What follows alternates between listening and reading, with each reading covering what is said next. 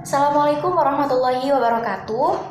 Perkenalkan, nama saya Dita Nuriyah dari Fakultas Perikanan dan Ilmu Kelautan Universitas Padjadjaran, Prodi Perikanan NPM 2301101900056. Saya di sini akan menjelaskan mengenai pemanfaatan mikroorganisme untuk memenuhi tugas mikrobiologi perikanan. Nah, pemanfaatan organisme ini banyak sekali. Seperti kita ketahui, mikro adalah kecil, organisme adalah makhluk hidup. Mikroorganisme adalah makhluk hidup yang ukurannya sangat kecil. Nah, mikroorganisme ini banyak jenisnya dan banyak sekali yang menguntungkan maupun merugikan manusia. Nah, yang akan saya buat ini adalah contoh pemanfaatan mikroorganisme yang menguntungkan untuk kehidupan manusia. Salah satunya adalah pembuatan biostarter. Biostarter ini dapat dimanfaatkan untuk mempercepat reaksi, seperti kita dapat memanfaatkannya untuk starter kompos, pestisida atau yang lainnya. Nah, bahan-bahan yang digunakan ini merupakan bahan-bahan sederhana yang berasal dari limbah dapur ataupun yang dapat kita temui sehari-hari di lingkungan rumah. Apa saja bahannya? Nah, sebelum kita menuju ke bahan, kita perlu mengetahui dulu biostarter itu terdiri dari apa saja. Nah, untuk membuat biostarter ini, saya akan membuat biostarter cair. Nah, di sini tuh membutuhkan komponen-komponen, di antaranya yang pertama adalah karbohidrat, yang kedua adalah glukosa, dan yang ketiga adalah mikroorganisme tentunya, karena kita di sini akan memanfaatkan mikroorganisme. Yang pertama karbohidrat. Karbohidrat itu dimanfaatkan untuk media tumbuh si mikroorganismenya.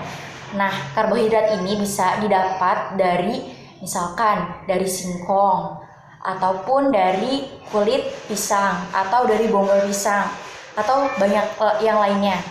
Sedangkan glukosa ini merupakan sumber energi yang mudah dicerna bagi organisme. Nah, untuk glukosa ini sumbernya dapat kita gunakan dari larutan gula aren, atau larutan gula pasir, atau air kelapa, dan masih banyak lagi sumber yang lainnya. Nah, untuk mikroorganisme itu banyak, bisa kita menggunakan nasi basi, atau kita bisa menggunakan terasi, atau kita bisa menggunakan sumber mikroorganisme yang lainnya. Nah, di sini alat-alat dan bahan-bahannya itu banyak sekali. Yang pertama, alatnya itu ada botol dan ada corong. Dan di sini saya menggunakan sumber karbohidratnya dari bonggol pisang, dan di sini menggunakan kulit pisang yang sudah dicacah. Nah, untuk bonggol pisang dan kulit pisangnya ini harus dicacah dengan sangat kecil supaya nanti dalam proses pembuatan biostarter ini akan lebih cepat. Karena nanti mikroorganisme itu akan menguraikannya lebih cepat. Nah, di sini saya juga menggunakan ini juga ada air cucian beras, dan di sini saya menggunakan sumber gulanya itu dari larutan gula aren. Nah, lalu saya menggunakan sumber mikroorganismenya itu dari terasi. Ini terasi ya, dari terasi. Nah, bagaimana cara membuatnya? Kita akan membuatnya bersama-sama. Aduh. Pertama kita masukkan dulu ininya. Ini ya, teman-teman, dimasukin. Aduh. Ini tidak efektif sekali, panas sekali, guys. Sampai perbandingannya ini, kita untuk membuat biostarter ini, kalau untuk membuat, saya kan membuatnya untuk biostarter pupuk cair. Nah, ini tuh perbandingannya 1:30.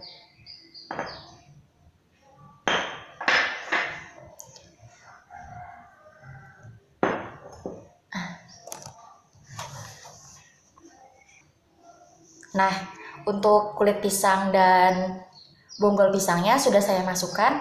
Selanjutnya kita akan memasukkan mikroorganismenya, yaitu dari terasi. Tapi terlebih dahulu terasinya kita hancurkan. Bau terasi ya.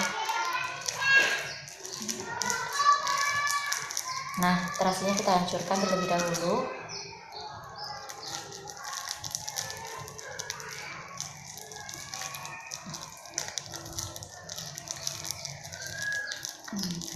bau terasi. Nah, sudah. Terasinya sudah saya masukkan. Lalu pasang korongnya dan kita akan memasukkan air cucian berasnya.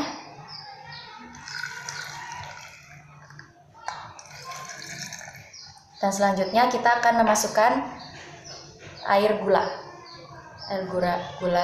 aren. Nah, sudah.